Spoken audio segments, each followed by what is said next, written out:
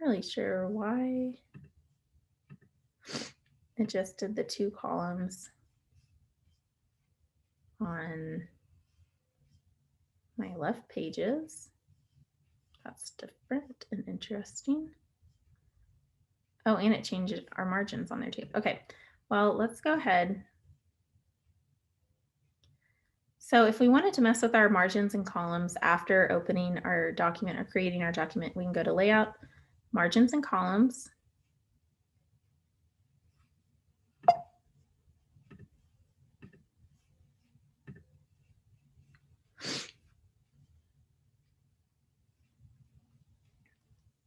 So this is looking at these other pages. Again, I'm not really sure why. It must be designing it per page now. So each one that I click on. But I don't know why it didn't do that with the master when we were. I don't know. That's frustrating. Well, either way, now you know how to go in and change your margins and columns later anyway, right? Another thing that I wanted to show y'all. So if you go to View, Grids and Guides, and then Show Baseline Grid, you won't actually be able to see it here, but if you zoom in one, so I'm going to say Command plus. All right, so eventually when you zoom in enough, you're able to see this grid. So it's these little blue lines that show up. So again, if you zoom out, you don't see it, but if you zoom in, it's there. And this is really supposed to act kind of like notebook paper so that you're able to go, you can actually change. So if you go to InDesign, Preferences, and then Grids, you can actually change the spacing for this. So right now I have a line at every 1/2 inch, or it starts at 1/2 inch and then it's every 12 points. So you can adjust that however you want. So I'll do something drastic just so you will be able to see it. So it's spaced them out really far now. And that's just so to help you with your designing. If you want text to be at exactly however many points between each other or whatever, then you're able to go in and you can adjust like your paragraph spacing, everything else based on that. Or if you want your title to be here and you know that your paragraph should start here, okay? So I'm actually going to make that go away to show you this next part. So if you wanted to insert text, so this is not actually a column or a text column right now. It's just a line in the background. When you print it, it won't be there. It's just imaginary. It's just a guide to help you. So what we need to do to add text is use our type tool. So you can either press T or you can actually click on the type tool. So I want it to actually follow these columns that I've set up. So I'm going to go ahead, start in the corner, drag it all the way down. And now I can type in it. Okay. However, if you just want to fill it with text so that you can see what it would look like, but you haven't received your text yet that you need to put in there, maybe someone else is writing it, but you're designing it, then you can say type and then where is it? Fill with placeholder text. There you go. And this is just that made up Latin type language, but it's not real. As you can see over here on our pages panel, it shows that I have put some text on this side and it looks like it too. So like here is a big space and up there you can see there's a big space. Down there, there's a big space. Here it is over here. So it makes it really easy when you're trying to go through and remember where different things are in your document, or you need to get to a certain page quickly. You can just come over here and click it. So this is just made up text. So it ends at exactly where our column ends. So I'm going to go ahead and delete it and come over here. I just found it's the paper I wrote, but it's just something that I knew would take up more than one column of text. So when I put it in here, I want you to see that at the very bottom, we have this plus sign show up. And that's because I have more text than is showing up in the column. It's too much. So I'm going to go ahead, make a new column. And well, that's all fine and dandy, but what do? Do I go through and have to copy the rest of it? No. It's an amazing feature. So you click, let's go back to our arrow. You click this little plus sign here, and you see how it picked up our text. It's actually like connected to our mouse there. And then we drop it into our next column. Whoa. And you can keep doing that throughout the entire document. And then you can actually go to view and then extras and then show text threads, and it'll actually show you where your text is connected. So that way, if you are going through and you know, you have something on multiple pages, multiple columns, and at some point your columns get switched for some reason, you'll actually be able to see that and correct it. Anyway, let's see, what else do we need to talk about? Oh, placing an object. So if we wanted to place a picture, we're going to go to File, Place, and so Adobe is kind of odd. Actually, let's talk for a minute. So Adobe is a little bit weird. In InDesign and in Dreamweaver, both of these things happen. So you want to create a folder when you're making an InDesign document. I want you to go ahead and create a folder, and you're going to save everything that's part of that document in that one folder. So put your actual InDesign document, put any pictures that appear in that document, put any special text that you download for that document. Any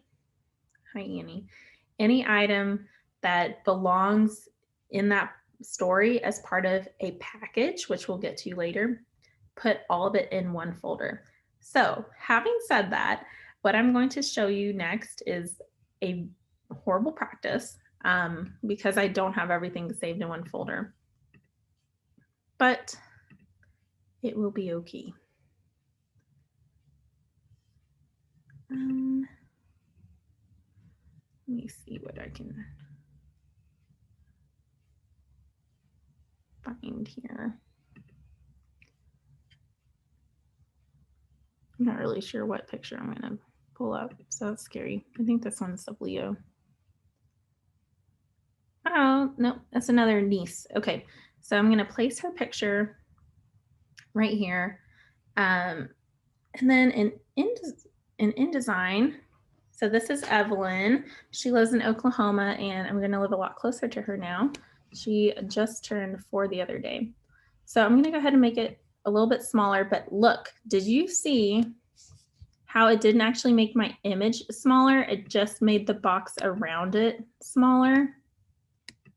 Okay, so in InDesign, you actually have like 2 different boxes going on for pictures. So you have this blue one, which is going to be the box surrounding the image that actually shows up in your document. And then you also have this brown orangey line that is the line that goes around your actual image. So it's really helpful for if you didn't want to show the whole image, you can actually move around the image behind it, and it'll only show what's in this blue box in your design. Go ahead and double click that blue line though to match the orange line around it. And I would like to make this whole thing smaller. So I'm going to hold my shift key just like we had to do in Illustrator. I made the orange line smaller. I'm going to come to the blue one, double click in the corner, and it's going to snap to where I made that orange line.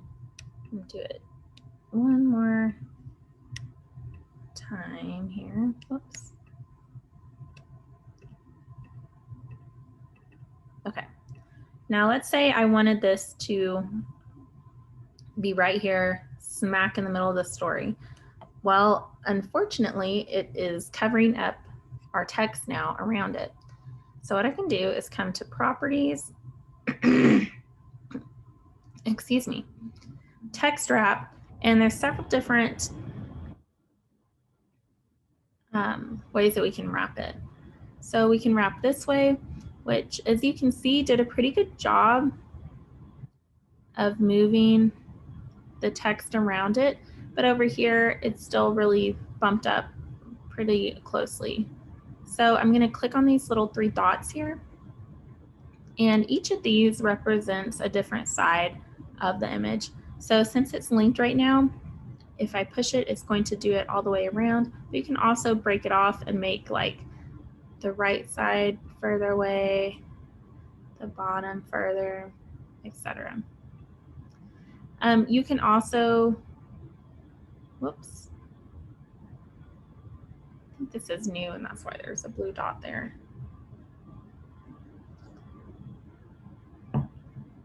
Uh-oh, I think I did something difficult. Ooh, this is cool. So it looks like if you had a PNG image, so again, that's our image where we can, or either image or graphic where you can have like a transparent background. It looks like it'll actually automatically detect it. So like right now it detects Evelyn's little body. So if we went ahead and told it to wrap around her,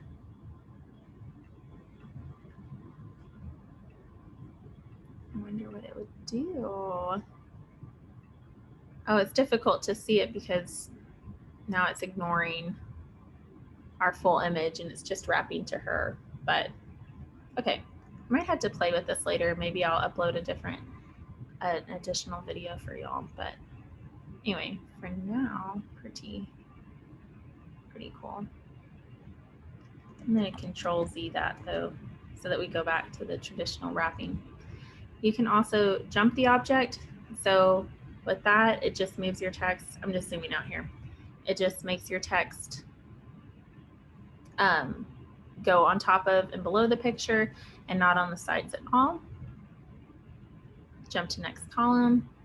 But you know, for the most part, you're going to use this, and then maybe this cool new wraparound object shape little tool. That's awesome. So in InDesign, when you place an object, this is why it's so important to keep everything in one folder. It actually, this image does not really exist here. It is only pulling what it knows is in that file. So if I were to move this file in any way, it would be lost.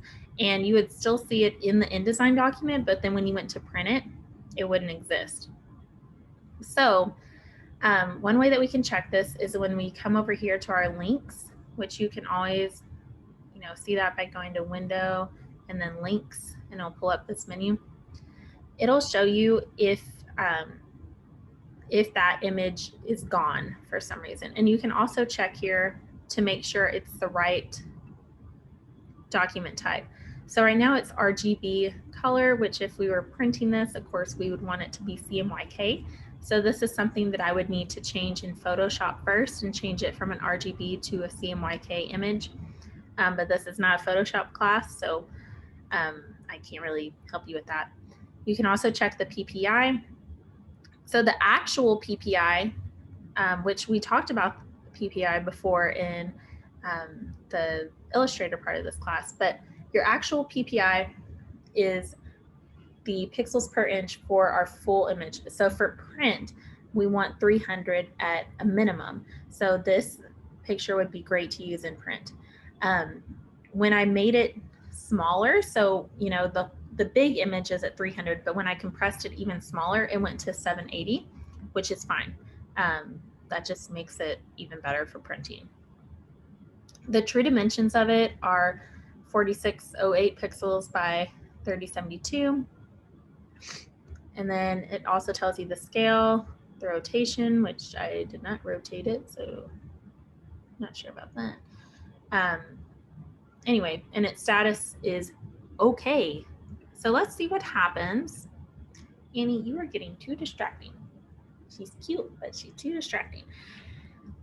Let's see what happens if I come in and let's go back to our selection tool.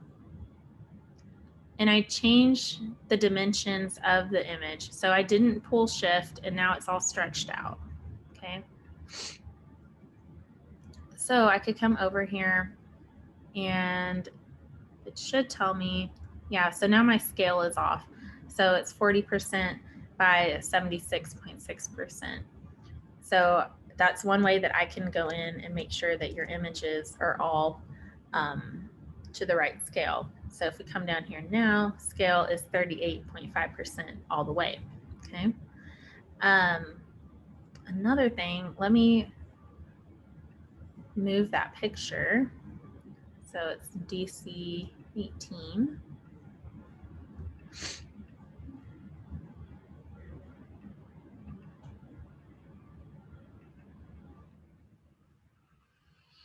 So I'm just going to change the name of it real quick and make it DC or DSC 00181. And InDesign's going to freak out because now I can't find it. So this red question mark shows up, and then it also shows up in your links panel and it says that it is missing. So if I wanted to correct that, I double click that red question mark, and I'm just going to say, hey, it's okay, InDesign. I just moved it. I just renamed it, but I have to go show it where it lives now. So I'm going to go back to OneDrive, go to personal, Christmas, and then I changed it. So it should be at the very bottom now, I think.